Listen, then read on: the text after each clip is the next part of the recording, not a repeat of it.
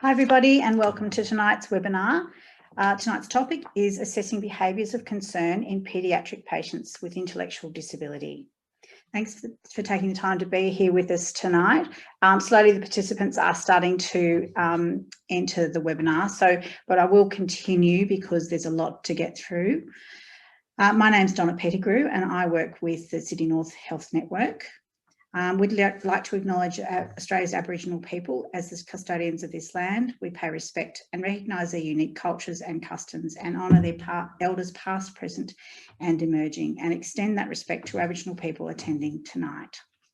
A few housekeeping notes. We'll start off with your microphone and video have been disabled for this webinar. We'd love to hear from you though, so please use the question and answer function at the bottom of your screen to ask questions and send any comments to our panellists.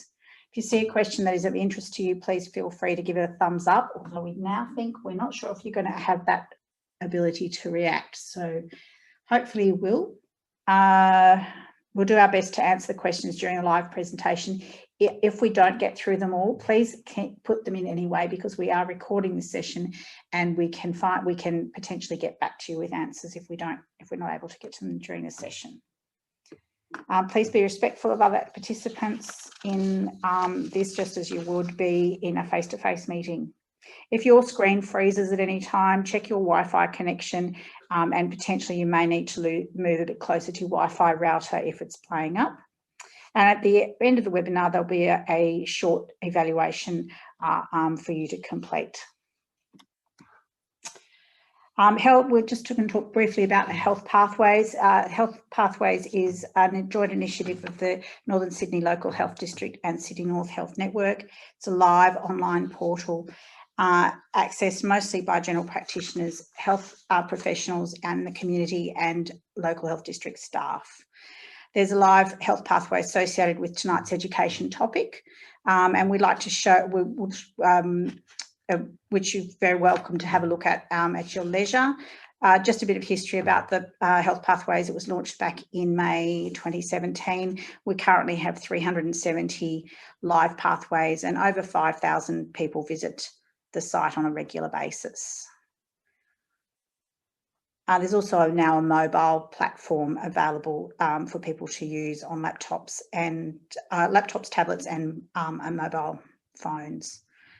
If anyone doesn't have the information to get into this, there are different pathways depending on different passwords depending on what discipline you come from, but please contact us if you need that information. Okay. So tonight we've got quite a few speakers. I will start by introducing our first three speakers. So firstly, we have Dr. Yvette Vella, who is a developmental and general paediatrician with the, I always get this wrong, but Northern Sydney Intellectual Disability Health Service, another great acronym there, and also works in private practice in Sydney. Dr. Vella has special interest in working with children in out-of-home care. She has expertise in managing complex behaviours of concern in children and adolescents with intellectual disability and autism. And she works in collaboration with schools for specific purposes with the local health district. Michelle Gray is joining us from the northern New South Wales coast. Michelle is a senior clinician in intellectual disability. She's a social worker with over 20 years of experience working with people with disability. Michelle has worked as a specialist behavioural support practitioner under the NDIS and is passionate about the rights of people with intellectual disability, including to access appropriate health services. Our third speaker, actually this is in no particular order because I think they're going to mix it up a bit, is Rebecca Stack. Rebecca is clinical nurse consultant with the Northern Sydney Intellectual Disability Health Service.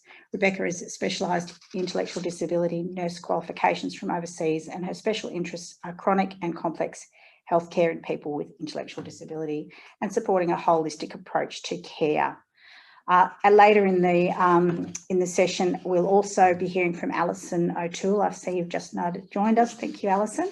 And Alison is from Cerebral Palsy Alliance. So she'll be talking to us a little bit more about accessing the NDIS. So with all that, if anyone else has joined in the meantime, yes, we've got a few more participants have joined. Please, if you missed at the beginning, if you were unable to ask questions through your microphone, please use the question and answer chat options, and we will be answering those as we go. So now I'd like to hand over to Yvette. We'll be starting off, or Rebecca. Yeah. No, Rebecca's starting. See, I'm sorry. I apologise profusely. Perfect. Thanks, Donna, and thank you to everyone who's joining us this evening.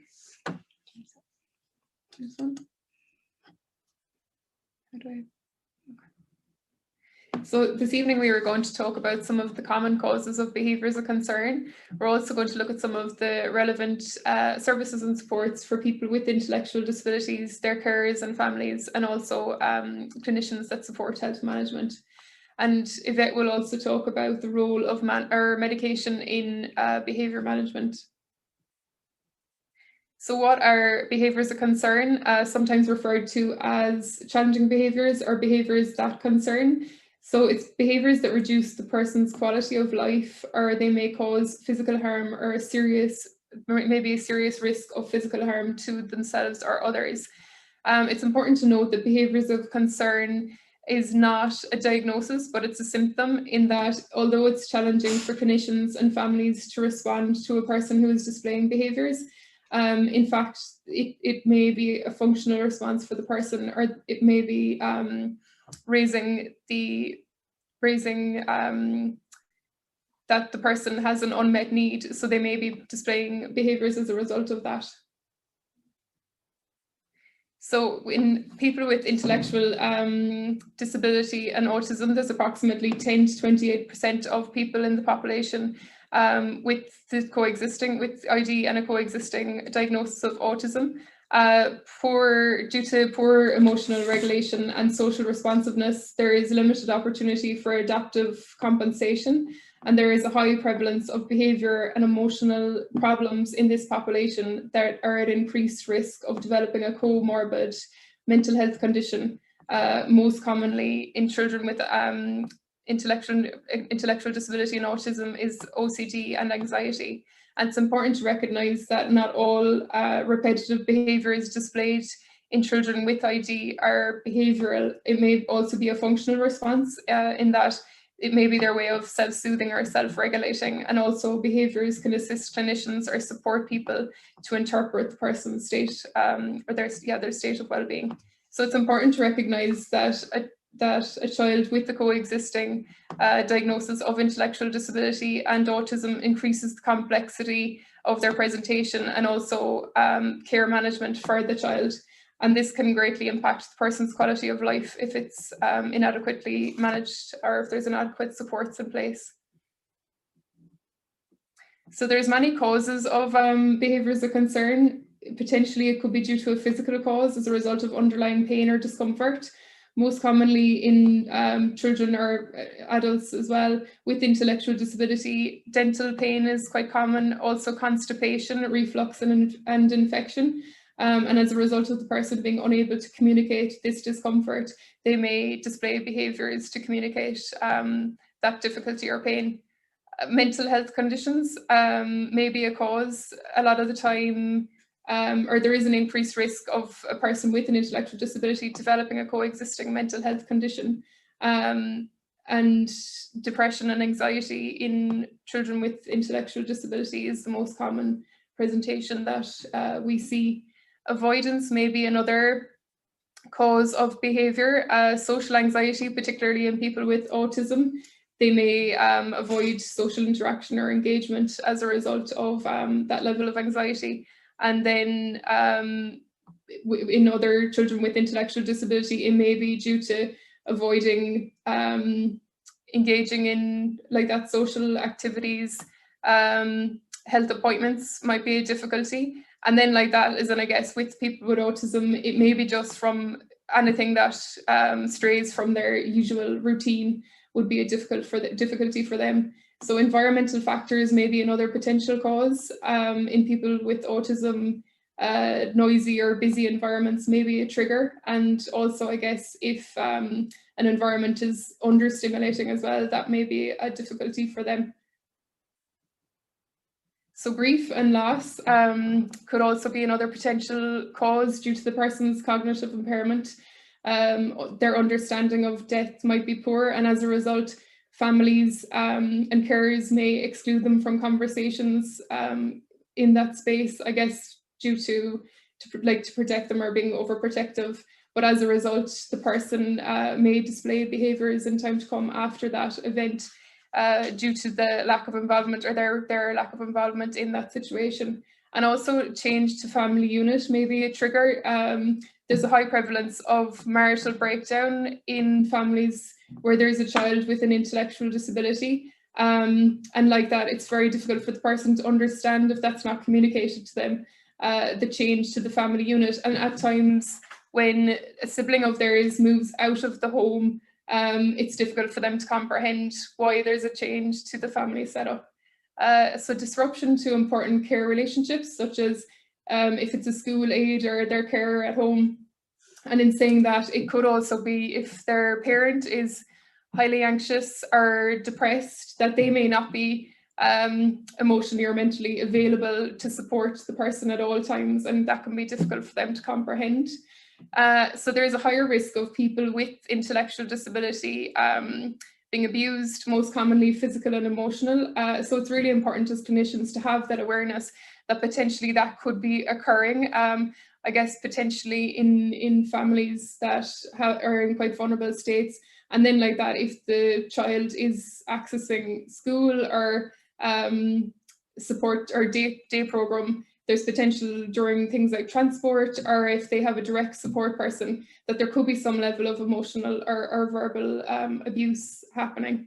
So lack of choice, the person may act out if like that, all the decisions are made for them. So the thing is that if they're not given any level of control within their day-to-day routine, that may cause them to display behaviours as a result.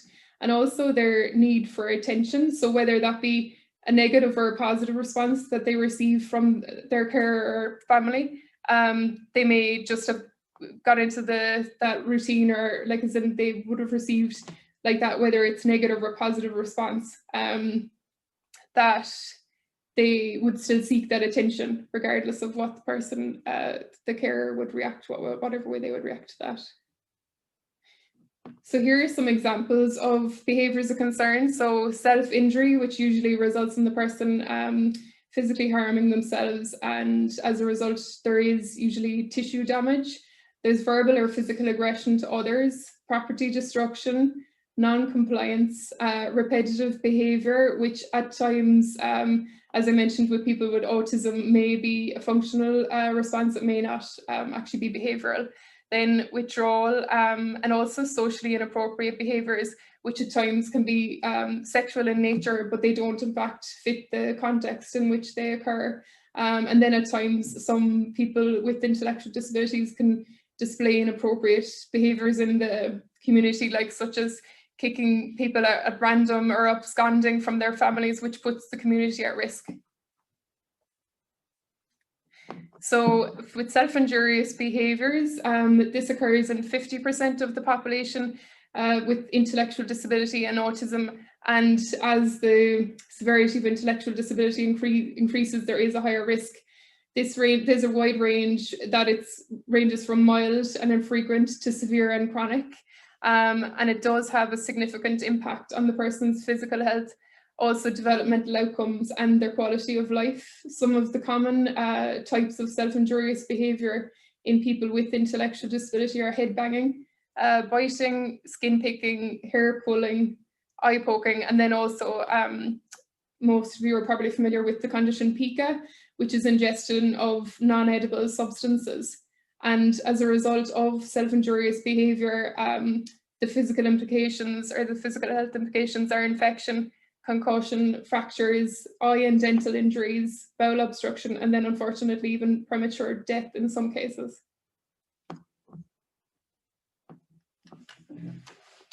So I'm going to introduce a case study for the next couple of slides to lead into a discussion around how to approach assessment when a child presents with behaviours of concern.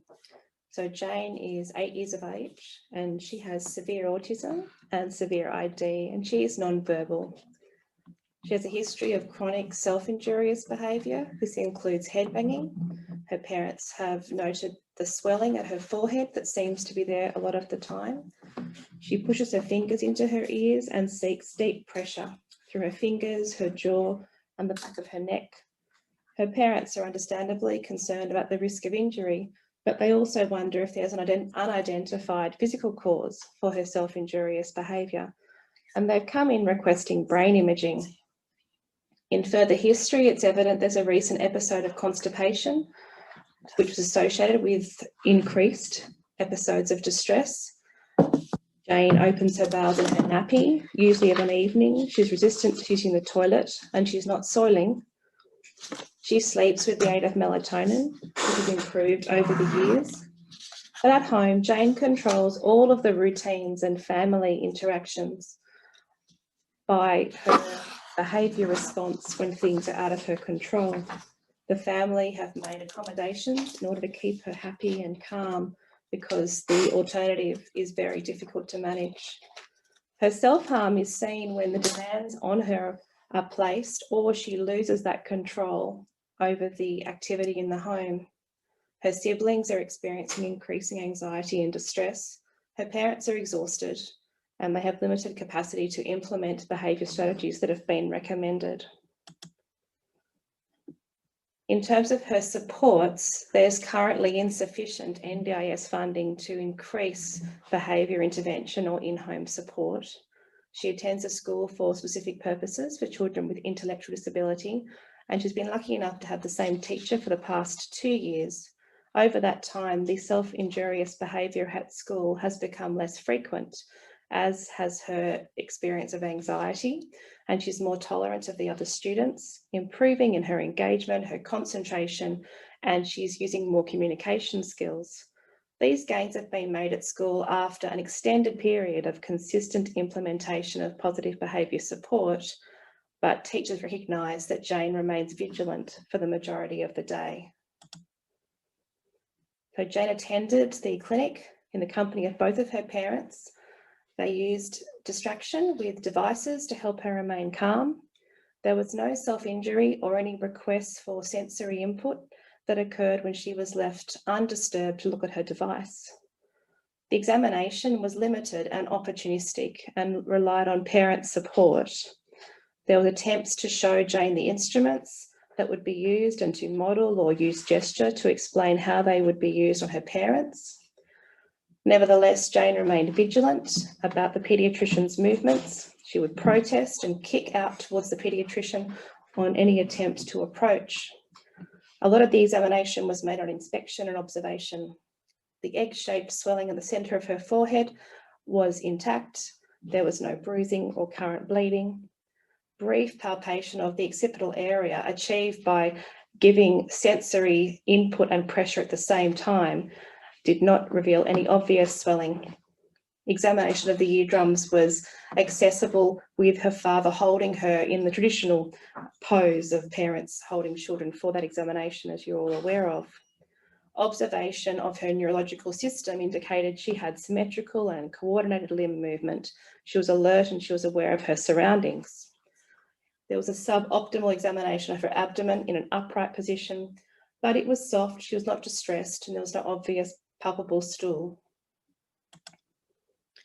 The recommendations following the discussion and the examination were that there wasn't a clear indication for brain imaging, which would require a general anaesthetic, and there are obviously associated risks and logistics to arranging this. Treatment of constipation was recommended given the history, even in the absence of physical examination findings.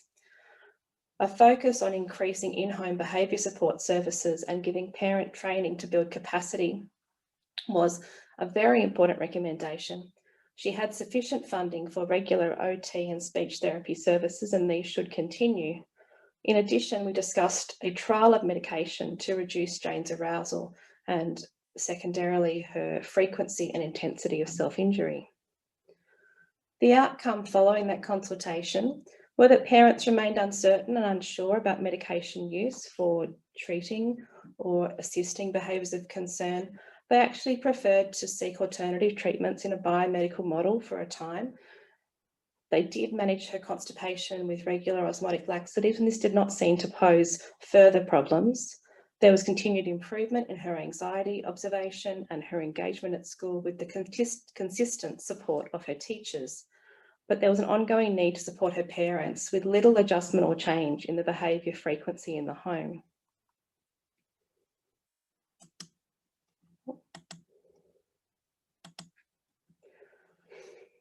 So following that case study, the first thing I wanted to focus on was that idea of arousal and the need for a child to remain in an optimal arousal zone to effectively engage in learning and in self-regulation.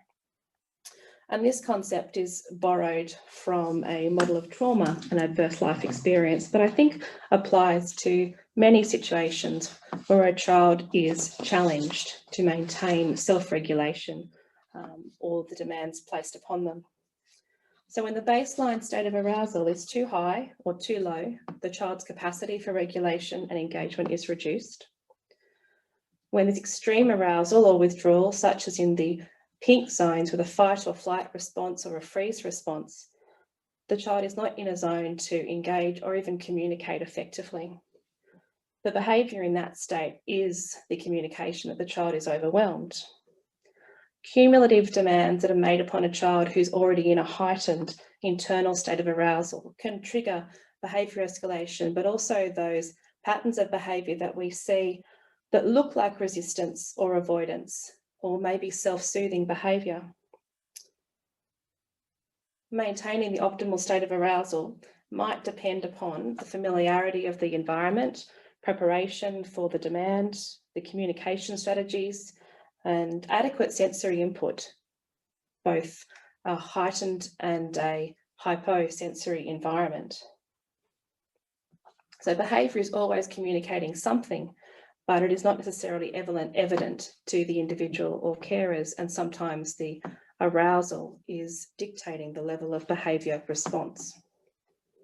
Ideally, we want our young people to sit in the green zone, and we want to work on strategies to help them return to that green zone as quickly and successfully as possible when there are demands beyond their capacity.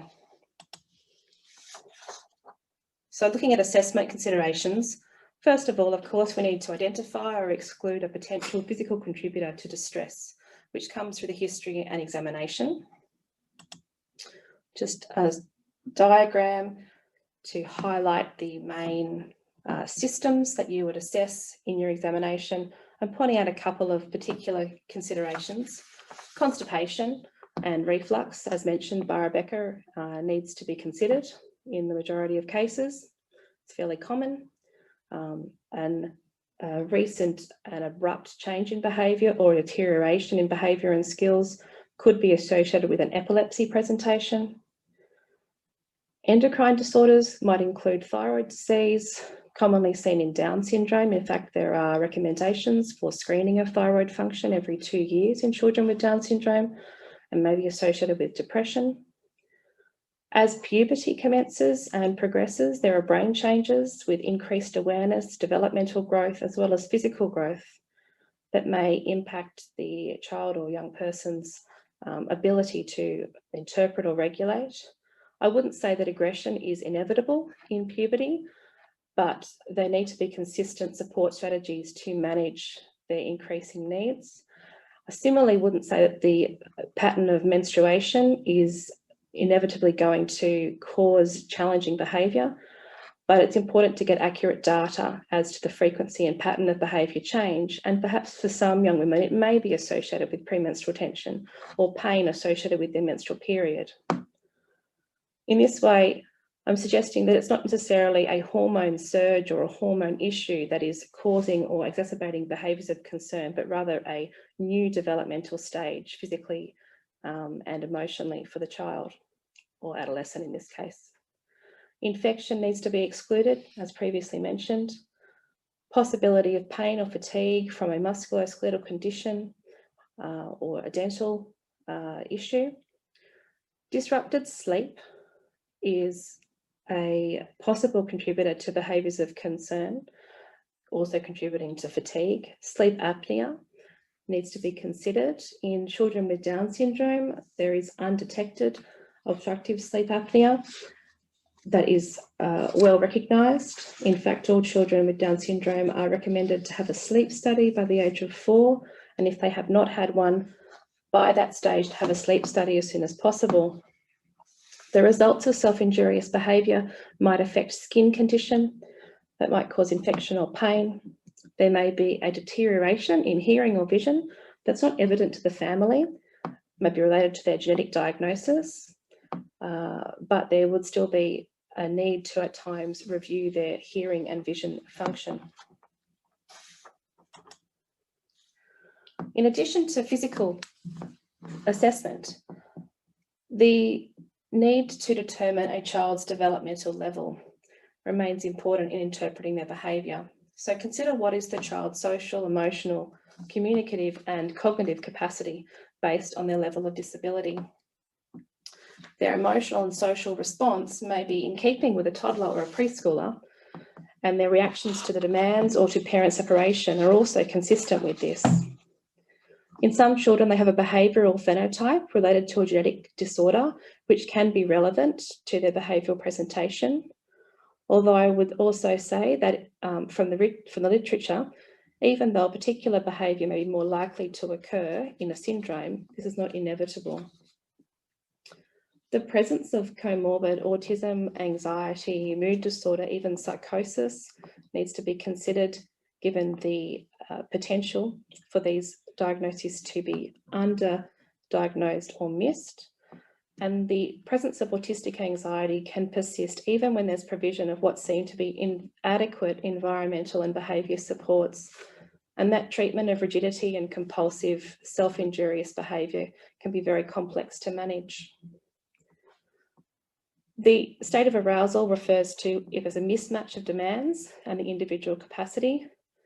And again, thinking about realistic expectations for a child's self-regulation and their emotional awareness, and how much they can actually do of their own and how much they require co-regulation by an adult.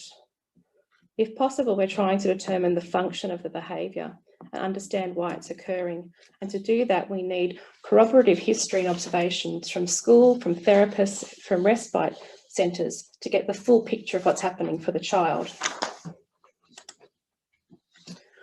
So I'd ask you to consider trying to estimate the baseline level of arousal, but also being aware that there is potential for the development of behaviours of concern at any stage. So questions you might ask the family reflect on their usual behaviour, their usual triggers, any new triggers, what makes them feel calm and safe, what works to help de-escalate scenarios of stress, and has anything changed recently? And that change could seem minimal to the family, but it may be significant to the child or young person in the context of their routine. I wanted to touch on family and psychosocial complexity in making the assessment of behaviours of concern, because we know that parents' awareness and understanding of the varied presentation of children with intellectual disability also varies. There needs to be consistency with positive behaviour support strategies across care environments in order to provide routine and anticipate triggers, and reinforcement of early intervention, including parent training in positive behaviour support, is something that could be reinforced and encouraged from an early stage. Rebecca's mentioned previously around the impact on disrupted relationships, and certainly grief and loss associated with the diagnosis of disability can impact the parent-child relationship. Considering parent mental health needs and the need for intervention for unmet mental health needs is another important factor. And that may determine the parent's capacity to co-regulate and support the child's behaviour. That could be a current context, it could be due to an unrelated demand, or it could be long-standing and the chronicity of the child's support needs. We often see tolerance from families and accommodation for physicality. As the child grows older, this tolerance decreases and concerns increase. There's a significant impact on siblings as well. The perception of sibling needs can sometimes determine the care priorities in the family. The children may be parentified, they may be expected to tolerate aggression from their siblings, or alternatively, the parents may spend time helping to engage their typically developing children in activities, and then the child with ID is spending more time in respite or with support workers. It can be very hard to find a balance, and these things impact all of the family members. Consideration about transitions is important because there may be transitions that are significantly disruptive to the child that we assume are routine. That might be moving between school and home, or school and respite for weekends, for weekday or weeknight stays. It could even be the difference in individual support workers day to day for the child who have slightly different approaches to managing behaviour. So as clinicians, it's important that you have an understanding of reasonable adjustments, as it's essential when providing care for a person with an intellectual disability. So for those of you who aren't familiar with the term reasonable adjustments, it's removing barriers that people with an intellectual disability face, or providing additional support to enable them to access the healthcare that they need. And it's important to note as well that under the Disability Discrimination Act 92, that it's essential for all clinicians to make small changes to practice to allow fair access and treatment to people with intellectual disabilities, and failure to make these reasonable adjustments disadvantages the person with an intellectual disability. So it's looking at environmental and interpersonal considerations to minimise the person's distress, and also to increase their comfort in an unfamiliar situation. For this to happen, a consistent and considered approach is required by all team members.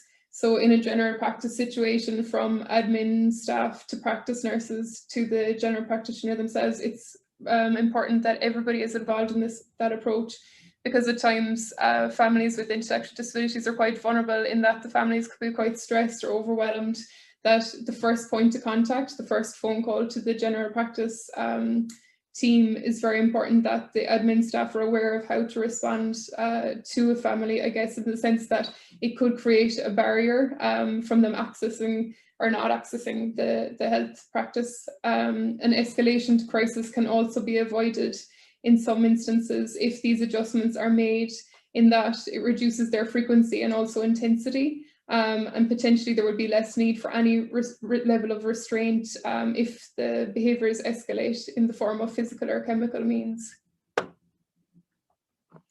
So some of the reasonable adjustments that can be made to look at communication methods. So many people with intellectual disabilities are non-verbal, so it's necessary to make adjustments to your communication methods by taking into account the person's communication needs, or assessing their comprehension or their understanding of the situation. It's also important to speak directly to the person regardless of their communication ability. So communication can be improved by keeping sentences short and quite simple, and also repeating questions if required. The use of visual communication aids is also quite beneficial for people with intellectual disabilities if available. It's important to address the patient's ability to cope with different environments, changing in routines and unfamiliar procedures. So environmental considerations could look like adjusting lighting, or like that, reducing the noise in the practice if there's a loud television, or maybe there's a quieter waiting spot for the person to sit while they're waiting for their consultation. So addressing the need to make changes to treatment. Sometimes there may be a need to facilitate the family, in that if the person is reluctant to come into the practice, that meeting them at the car as a starting point before they are more comfortable, maybe for the second appointment, to actually physically go into the practice itself. And also home visits if possible, which I know are quite difficult for general practice teams to attend to, but it's an option, as in if the person isn't comfortable to come to the practice. And then where possible, when approaching care procedures, if the patient responds negatively, allowing them time and personal space, if time allows. Then appointment timing, if there's possibility to book a double appointment to allow time to have a discussion about the complexities of the client, or like that, if they're reluctant to engage at first or come into the appointment. And also involving support persons, so like listening to what the families or carers have to say about the situation and valuing that information. Provision of easy read information is also beneficial, and the use of pictorials as well. We find in the clinic that the use of photo stories, pictures of the staff that the client will see, and also pictures of the waiting areas or the different consultation rooms, to reduce anxiety for the person prior to the appointment. So some important considerations with communication. Behaviour is often a form of communication, like I said earlier, in that it may have a functional purpose. So it's also important to be aware that the person may understand more or less than you think. So it's important to speak directly with the person and always include them in the conversation, regardless of their communication skills. If the person is nonverbal or has communication difficulties, a structured communication plan is quite effective. And if there's ongoing concerns around behaviour, looking at the option of behaviour support plan would benefit the person. There's also aided or unaided communication methods. So aided, there's many people with intellectual disabilities like that use pictorials, or they have communication devices in the way, like a handheld one, or they have apps on their phone, or unaided in that assessing their body language, or like that, facial expressions. And it's also important to use less jargon or medical terminology, both for the carer and the families, because if the families are overwhelmed or stressed, it's very difficult for them to take in complex information. So these are some useful strategies during procedures. So it's important to assess what the person's, what level of support the person needs, and then treat accordingly to that. Either asking the person themselves or their carer, communicate with the young person before each step, so this reduces anxiety and reassures them throughout. Recognizing altered sensations. So like that, some people with intellectual disabilities may respond to pain quite differently, in that unusually, I guess, they may like respond by laughing or humming, which is very difficult to determine if they're in pain or not, but it's good to have an awareness that they may not look distressed in that situation, that it may be quite the opposite, but they could still be experiencing pain. So to consider sensory issues, particularly in people with autism, that they may become distressed or agitated if there's a use of bandages or adhesive dressings. To move slowly, performing exams distal to proximal. I find in the clinic ourselves, it's quite beneficial to approach the person by asking them for their hand to start with, taking their pulse, and while you're doing that, observing their body language to see if they're comfortable for you to proceed any further, and basing your assessment on that, whether it's possible during that consultation to do more of a physical examination, or whether it's more appropriate to wait until the next visit. And like that, with people with intellectual disabilities, sometimes it takes a few consultations before you can achieve that full physical examination. But it doesn't mean if they refuse it first that it's not going to happen the next time. It's just familiarizing themselves with that environment. Distraction techniques are quite useful in that if the person has an item that comforts them, like a soft toy, or like they like particular music, it's good to put those in place in an effort to reduce their anxiety. And also if they are happier to sit to be in a seated position rather than sitting on an or lying on an examination bed, it's a good idea to leave them in that position and try and do as much of a physical examination as possible to make them as comfortable as you can. So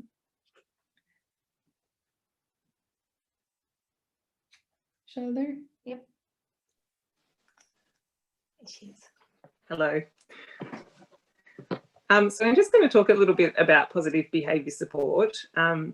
So positive behaviour support, or PBS, is a framework or a lens that's very commonly used when we're considering behaviours of concern. And it really starts from that fundamental point of understanding, as Yvette and Rebecca have said, that behaviour has meaning.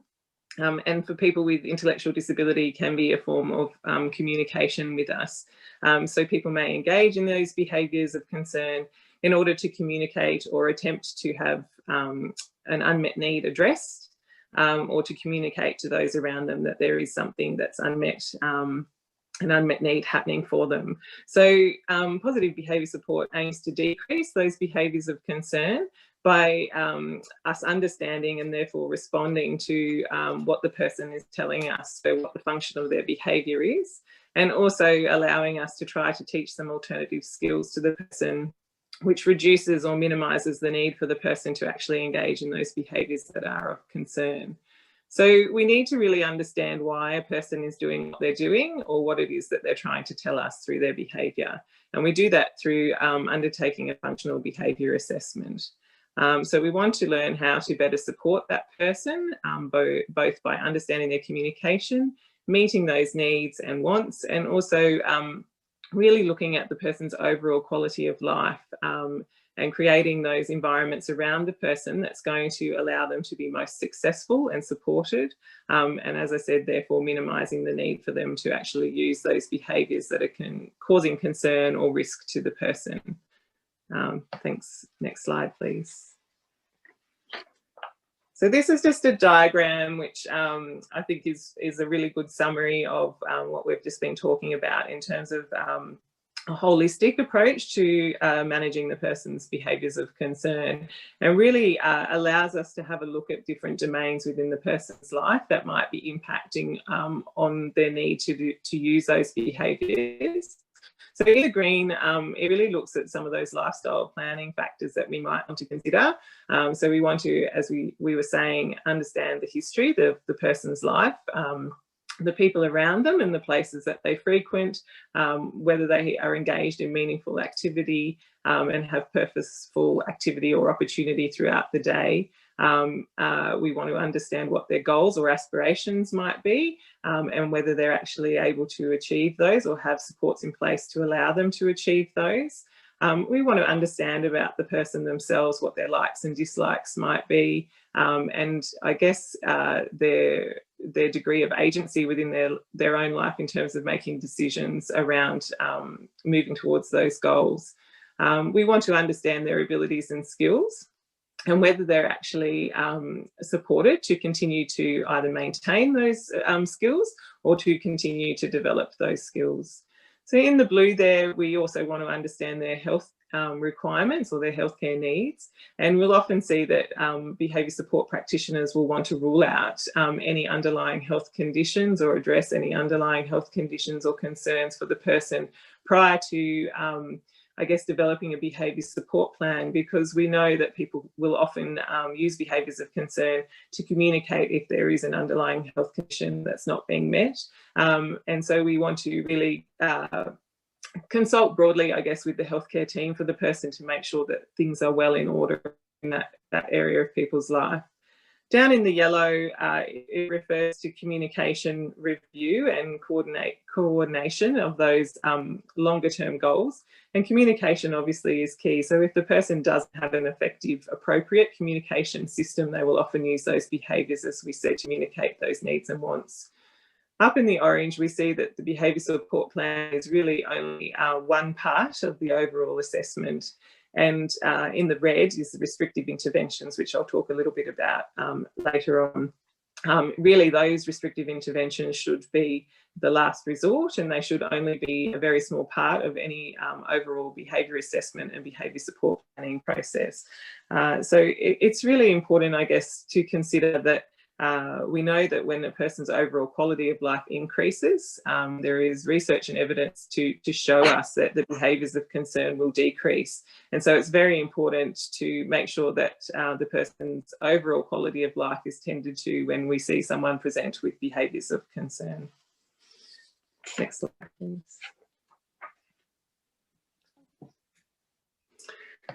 just when we're considering support for families and young people who might be presenting with behaviours of concern, we know that the NDIS will fund particular support categories which are associated with behaviour support.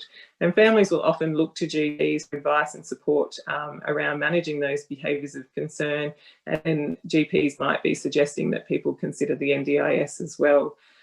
We know that the NDIS funds therapeutic supports, which can have some input into behaviour support strategies, and there is also a specialist behaviour support category which is funded under the NDIS as well.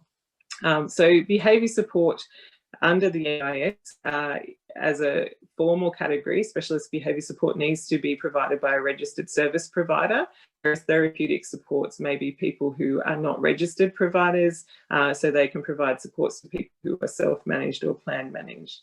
Funding for NDIS supports can vary quite considerably, and it really is important that as GPs, I suppose, you may be able to support the family by providing evidence or supporting documentation for that family when they access the NDIS, to argue for that funding and the level of funding that's required to support that family. School-based supports will also sometimes be available for families around behaviours of concern, but they do often focus on the behaviour in the school environment only, and not, as we said, look at utilizing those support strategies across multiple environments. So that can be a real challenge for families. You might hear that their young person or child is going well at school and the strategies are working, but they're having difficulty implementing the same strategies at home.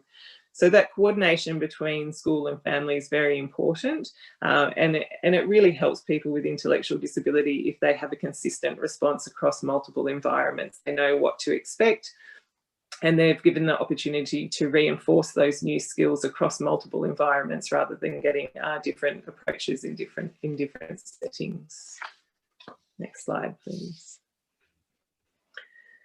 So when someone's accessing behaviour support services, we really want the behaviour support practitioner or the behaviour support service to be looking at the person's strengths and capabilities and developing a very person-centred plan. So if you get an opportunity to read a few different behaviour support plans, you might start to see some common language coming through in those plans, and that's always a little bit of a concern. We want to make sure that the, I guess, the personality and the particular setting for that that child or young person is reflected in the plan and the plan suits that person.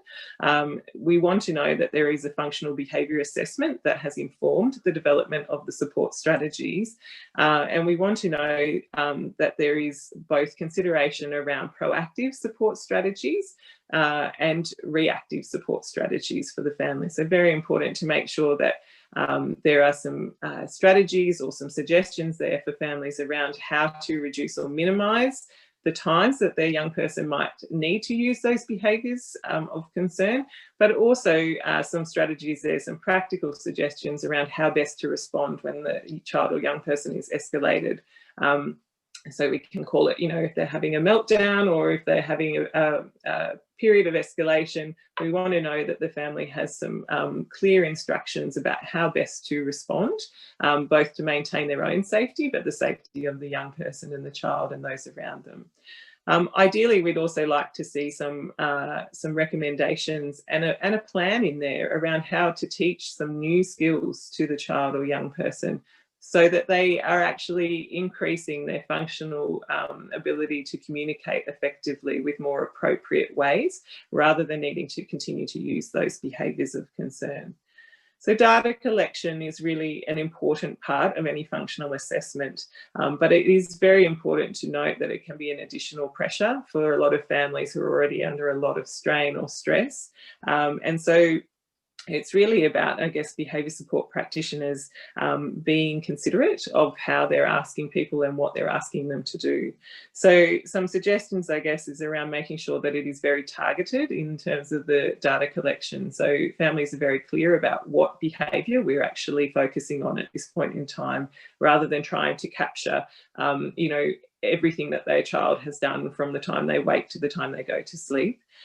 We want to make sure that it is time limited for the family, so they understand this is not a commitment they're making forever and a day, and that it works with the family's capabilities. So behaviour support practitioners should be creative and considerate of that. So it may be as simple as a sheet that someone just ticks a box when those specific behaviours occur, and it might be just a sheet that can go on the fridge rather than some very detailed ABC chart that they have to write every single detail about what has occurred. There should always be an identified period for review, and it's very important as well, I think, for carers that there's some feedback provided and they understand how that information is going to be used to inform those strategies moving forward, that there is actually a use for that data collection. We hear a lot of times that people say, I collected data for months on end and gave it across to my practitioner and I don't know what they did with it. So very important that that is explained, and that might be something GPs can support with as well in terms of explaining the purpose of that. Next slide, please.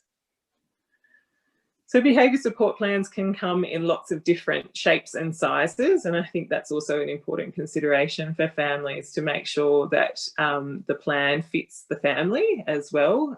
So this is an example of just a behavioural curve, and this could be the behaviour support plan for the child or young person. So it shows, I guess, some of those, the cycle of the escalation. So it identifies early warning signs through to escalation and up into that more acute crisis period, and then the de-escalation period and the period of recovery. And the idea there is that we would be trying to identify what the outward and visible signs are at each of those stages so that the family can understand what to look for, and then that there are specific strategies detailed below each of those periods, I guess, that, you know, give very clear instructions to the family about what they should be doing in response at those times. So this is really about the response plan rather than the proactive strategies, but it's a really good one-page grab sheet for families that they might be able to keep handy. And it's very, I guess, easy for them to be able to understand as well how a person's behaviour may escalate and then come down again at the other end in response to those strategies. Yvette talked, Yvette talked about keeping kids in the green zone, and we really want to try and do that, but we also are mindful that there are times when they won't stay in that green zone. So this is about what happens when they are outside of the green zone. Thanks. So what does a good behaviour support plan include?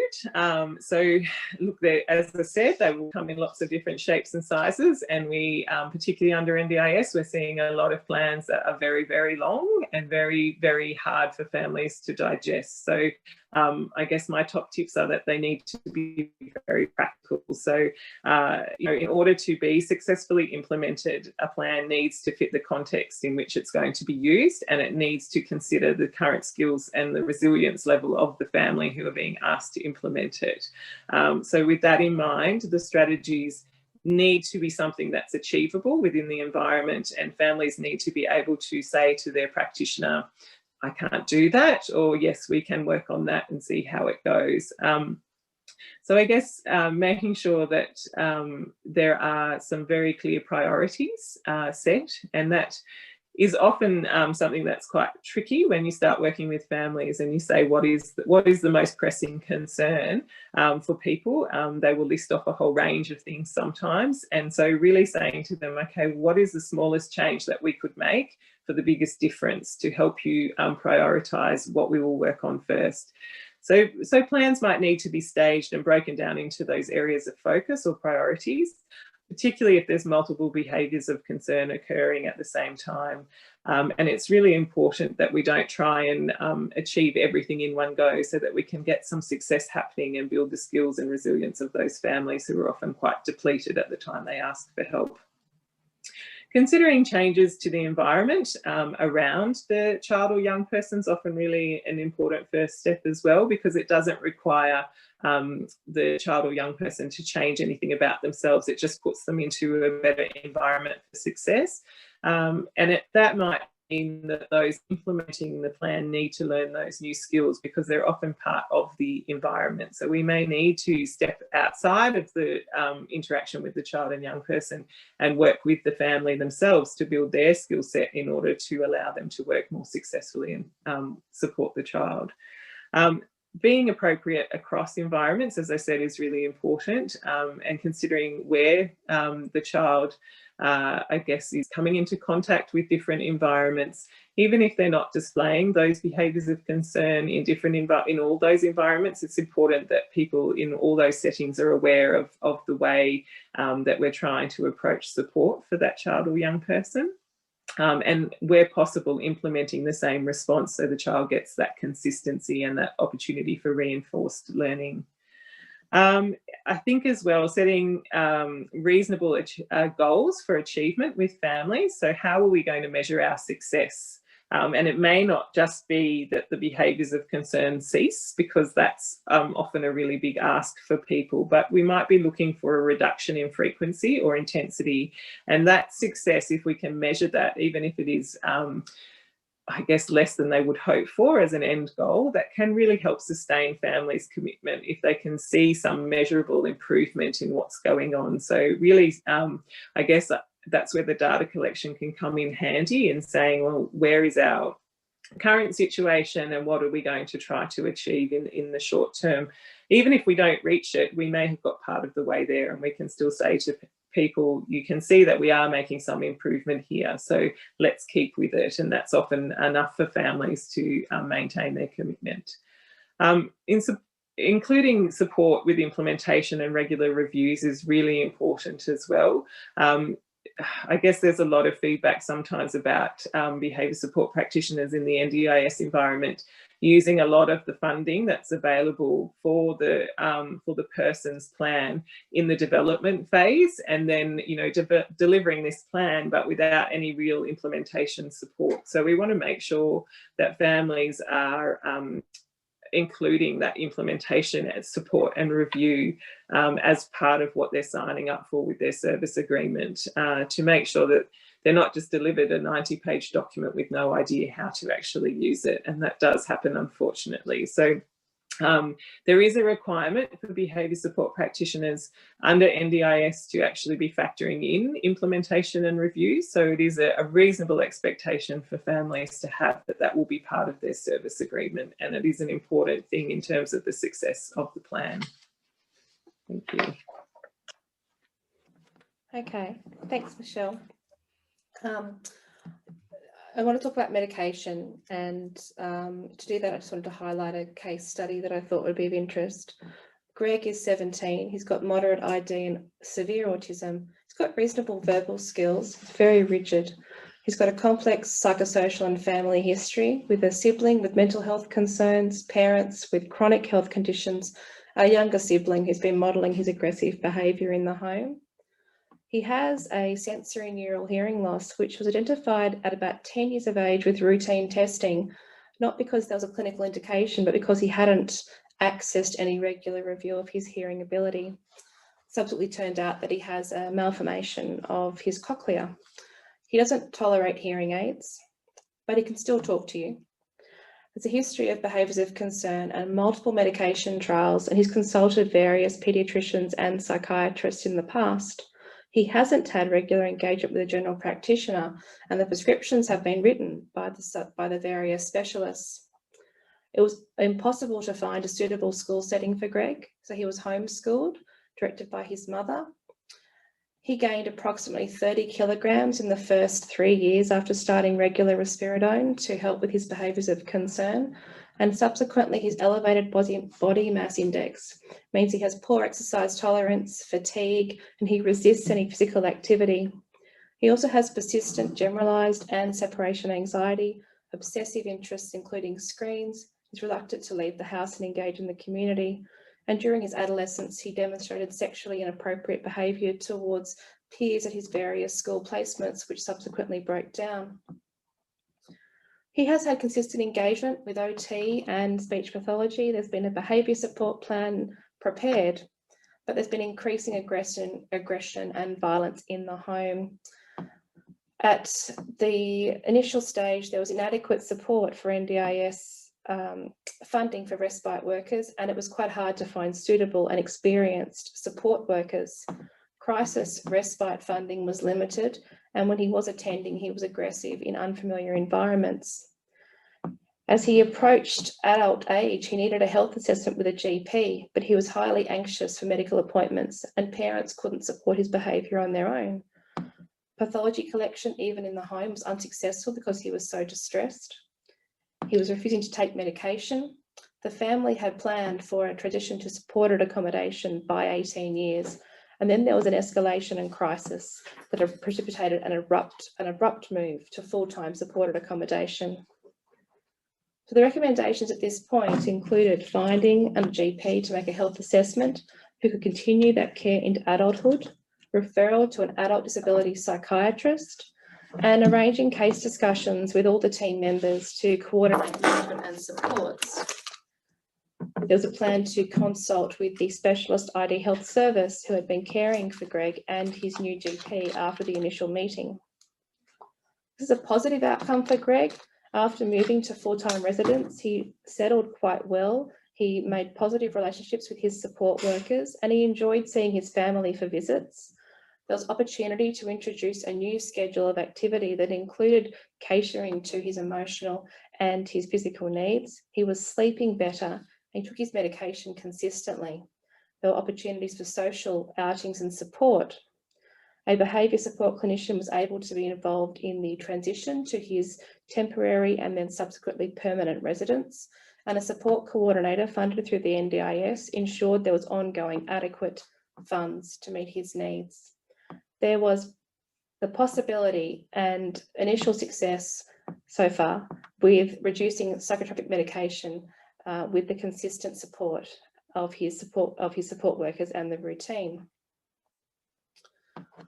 So just a few points on medication. I thought it might be of interest to see that in paediatric practice in Australia, looking at an audit of several paediatricians, there's increasing instances of developmental and behavioural conditions arising in initial and review consultations. This include diagnosis of autism, ADHD, and intellectual disability.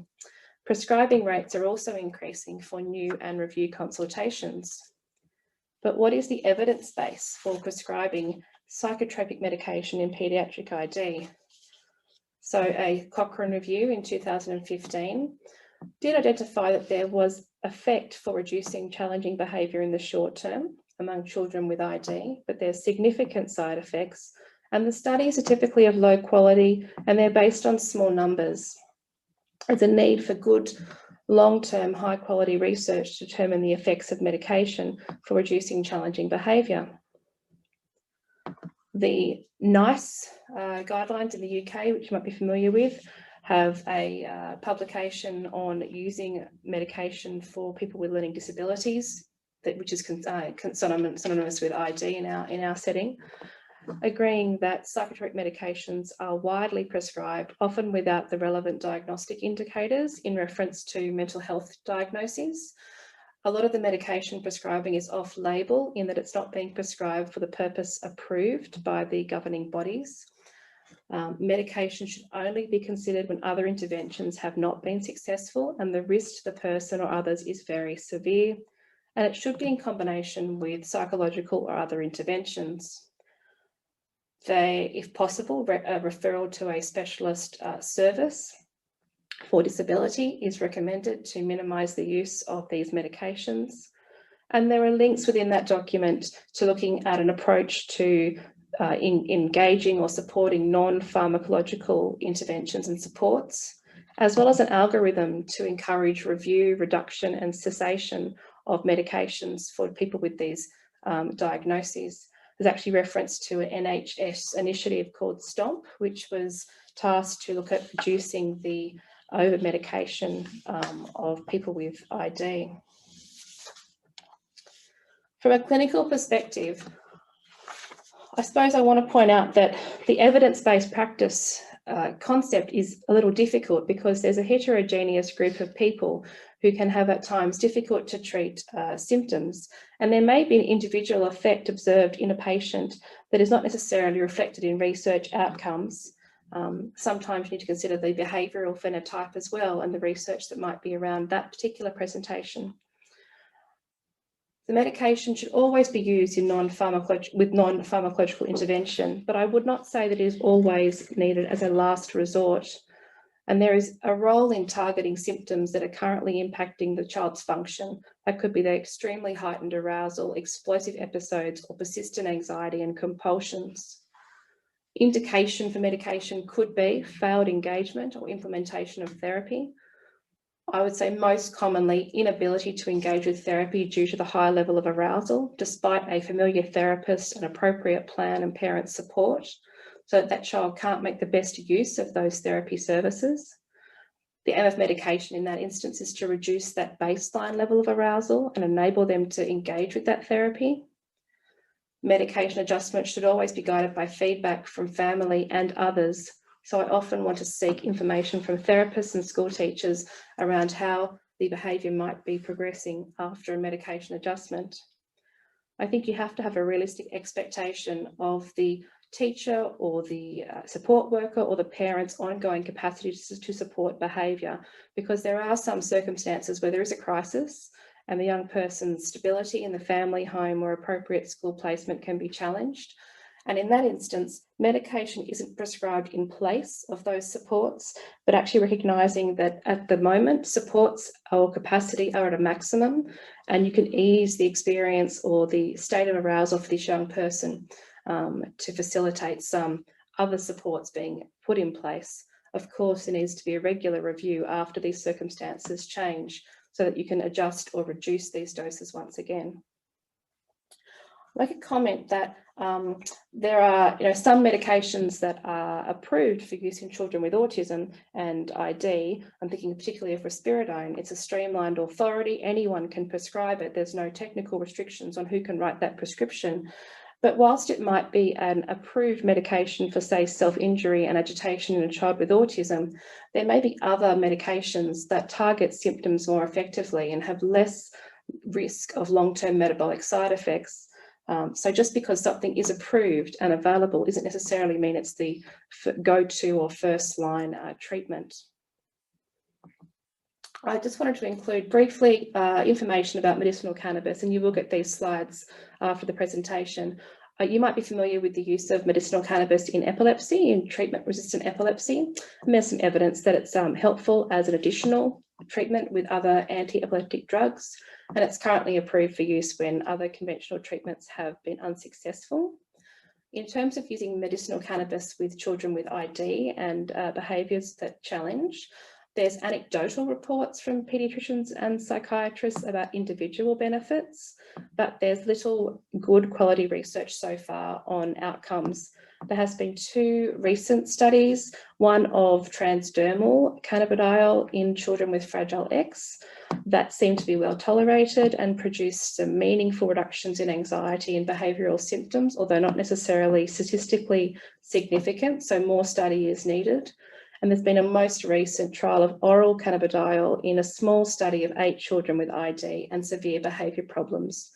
Again, this was a feasibility study showed that it was well tolerated, and the early findings suggest and support a larger trial, which I believe is looking at being developed.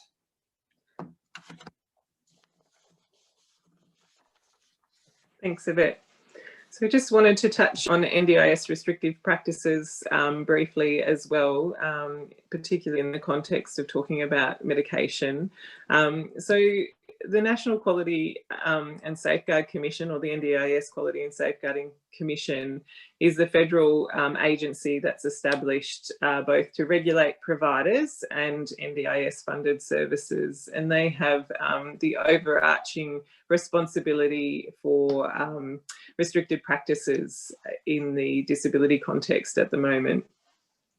They take, I guess, a human rights approach to restrictive practices, and with the view that a restrictive practice is an infringement on the human rights of the person with the disability.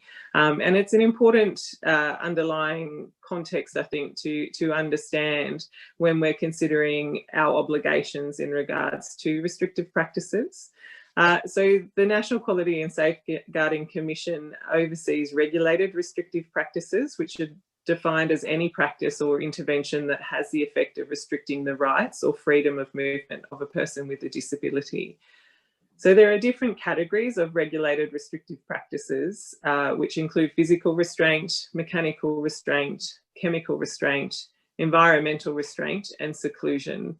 And providers have obligations under the NDIS, both as registered providers and non-registered providers. If they're receiving funding under NDIS, they have obligations to meet the Quality and Safeguarding Commission requirements in regards to this. So provider obligations occur when they're implementing a restrictive practice. So in New South Wales, they must have approval via a panel process under the New South Wales State Policy, which is the FACS Behaviour Support Policy, which was reviewed in June 2019.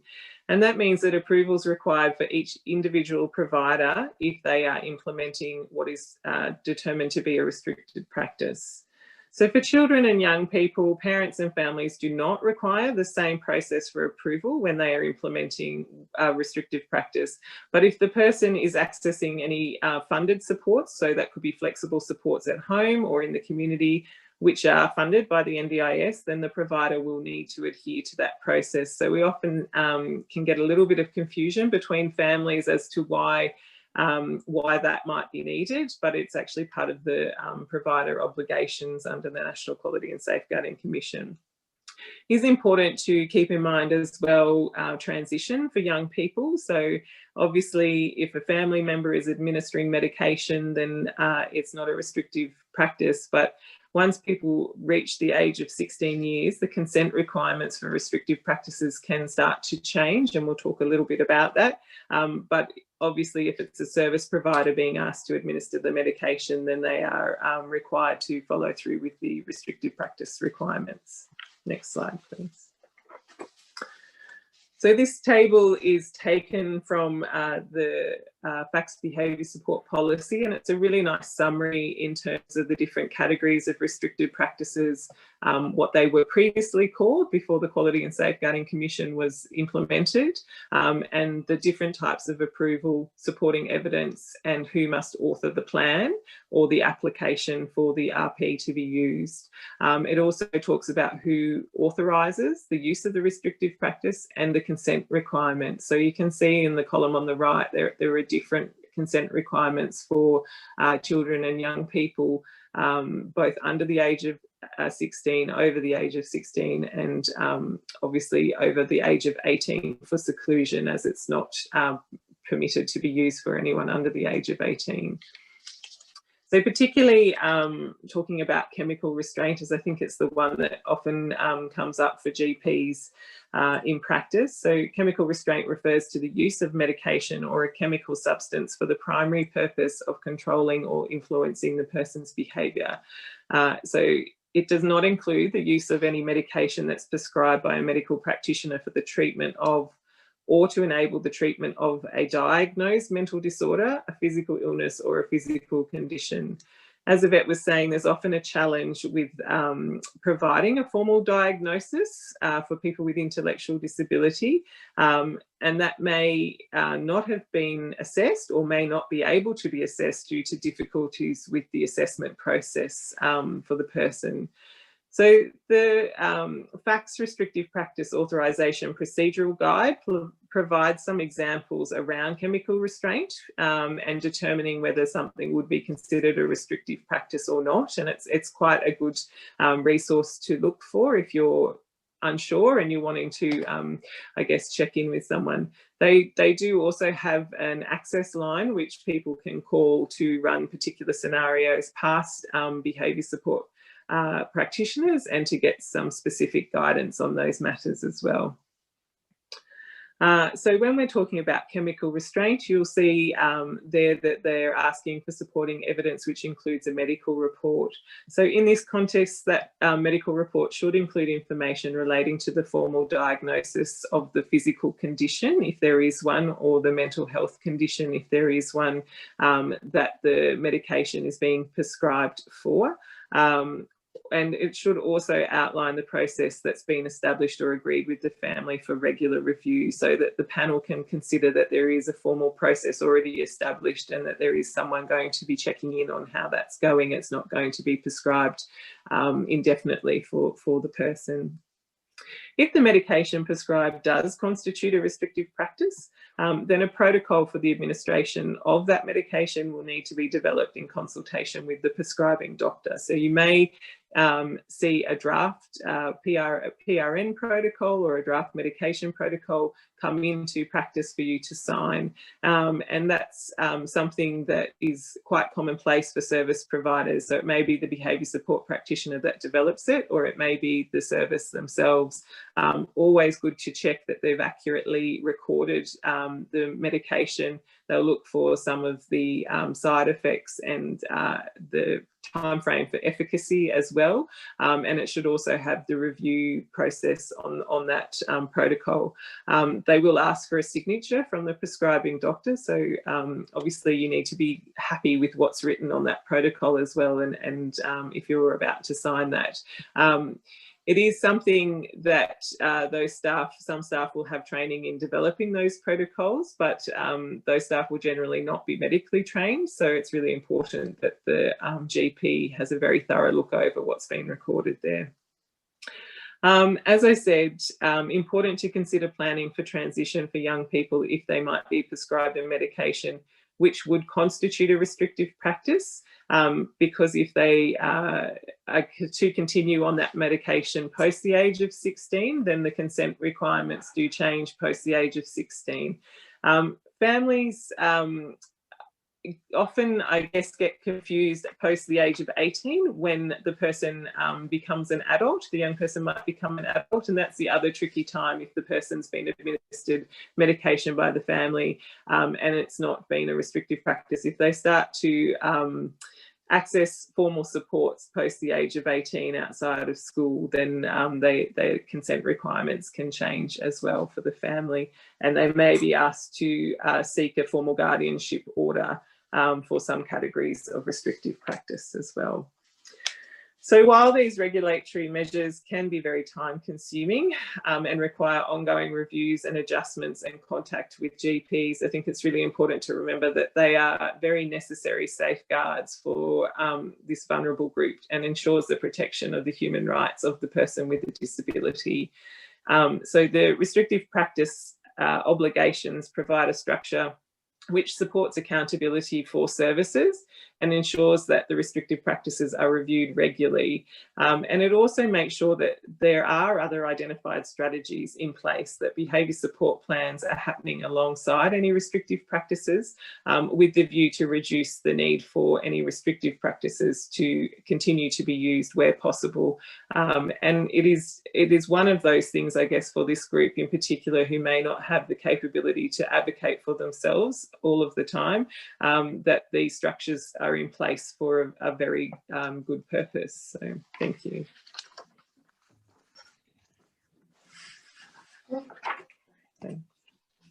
Oh, this one.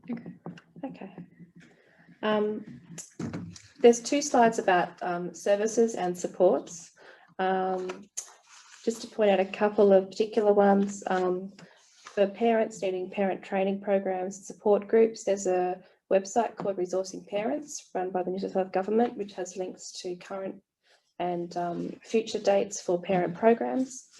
So if you're not familiar with that, that might be somewhere to look for your parents and their appropriate support programs. I'll also make a point of just commenting on carer support in terms of mental health needs and accessing adult supports as appropriate, in addition to looking at the child's needs. And there are webinars on the statewide Paediatric Mental Health ID Hub that provide professional development in looking at assessment of behaviours of concern, comorbid mental health conditions in ID, and also management.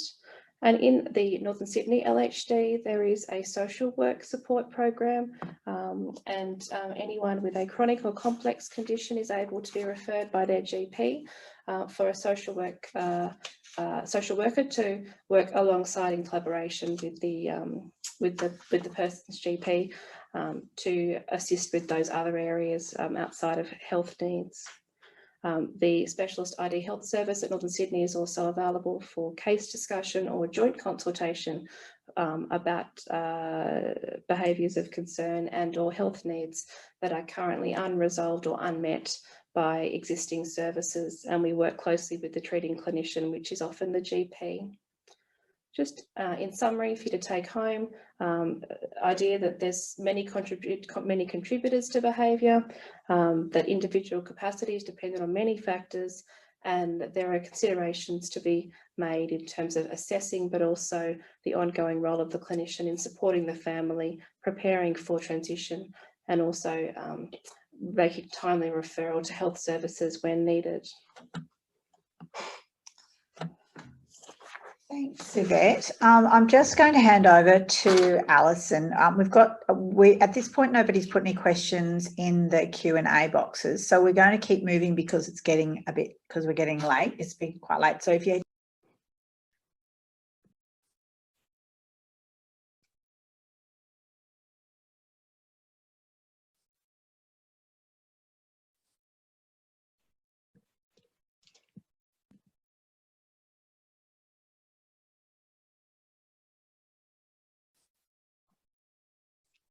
Hi, can everyone hear me? Okay. Yeah, perfect. Great.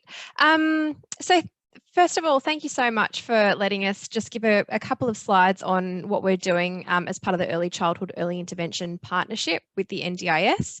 It's just been really great to be in a conversation about best practice and really insightful, particularly around some of those practice areas, but definitely about the medication and things as well. So thank you for letting me sort of join in on the conversation. My name's Alison O'Toole. I manage the Early Childhood Early Intervention Program at Cerebral Palsy Alliance. We do this in partnership with the NDIS.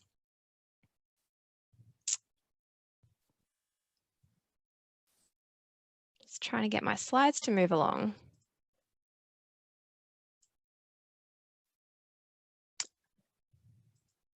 Okay, sorry about that.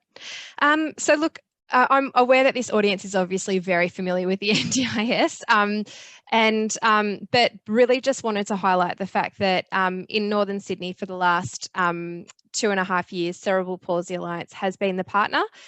This means children between the age of 0 to 6. We do the client-facing work on behalf of the NDIS.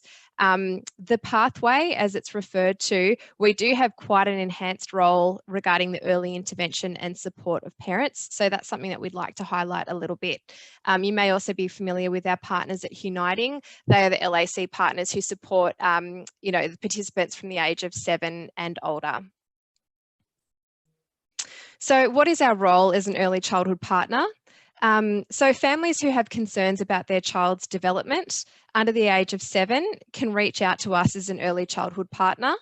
Our team is staffed with allied health clinicians, specialist early childhood educators who have a lot of experience, and they're able to support families to understand sort of what their needs are. We provide intervention programs where it's appropriate for those children.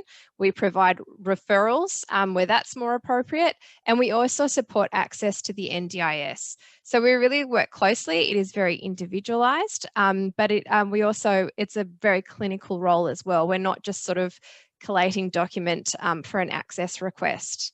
We do a lot of workshops, and particularly we've had a great response, and our introduction to behaviours of concern workshops is something that has probably been one of the most attended on our calendar, so that we roll out at least a couple of times a month. It is a parent capacity building workshop, and it's usually used as providing those foundational skills. Some families will then go on and receive an individualised program, which can happen at their home, their early childhood setting, or elsewhere in the community.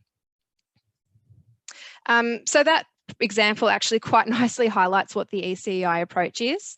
We work really closely with the family and the child. They're at the centre of everything we do, so the centre of the intervention and support planning. We also work closely with those people around the family. It could be partners at New South Wales Health, the primary health network, GPs, early childhood settings, and different other informal supports that they may have.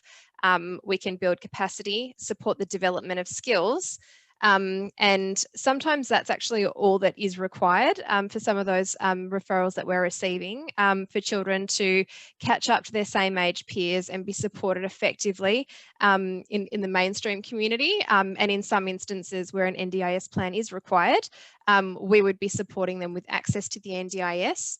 And to receive the NDIS plan, and again, continue to review those plans until they reach the age of 7. So just, I guess, a quick summary. In the initial supports phase, we do provide short-term intervention. We will be looking at whether they'd be eligible to access the NDIS for a more comprehensive intervention plan. We do link families and to community and mainstream services, and work with a large number of community stakeholders to support families. We do provide all of the recommendations to the NDIS regarding access, and will collate all of that information. The child does not need to have any sort of a diagnosis. We can complete those assessments ourselves to determine, whether they would meet the criteria for access to the NDIS. We would then build their first plan, support them to set goals, determine priorities, and to link in with service providers.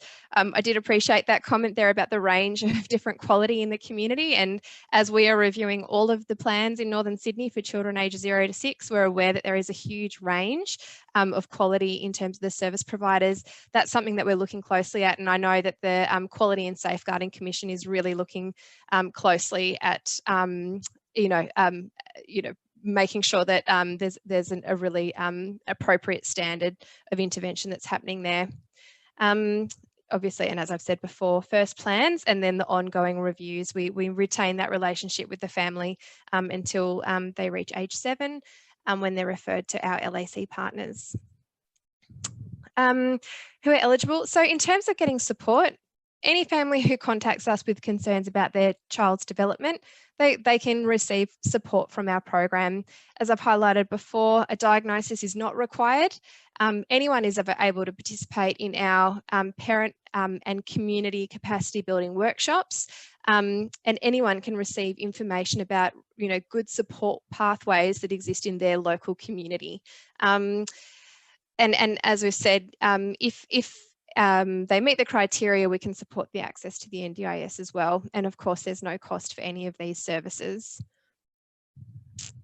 I won't go into too much detail about what does the NDIS fund, because I'm sort of aware with this audience that there's, seems to be a lot of experience with that. So I might just wrap it up there. I'm aware of the time, and happy to answer any questions if there are any at all.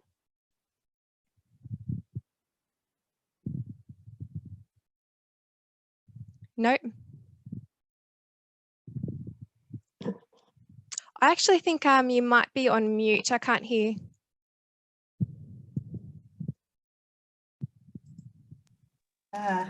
Yes. Hi. Sorry about that. You're right. I was on mute. Very late now, isn't it? So there've been no questions coming through at this point. So what we will do is we will take more questions if anyone wants to email them through to us, and we can send them on to get them answered. I'd just like to thank all of our speakers for tonight. So Rebecca Stack, Dr. Yvette Vella, Michelle Gray and Alison O'Toole, and for a fascinating insight into assessing behaviours of concern in our paediatric patients with intellectual disability.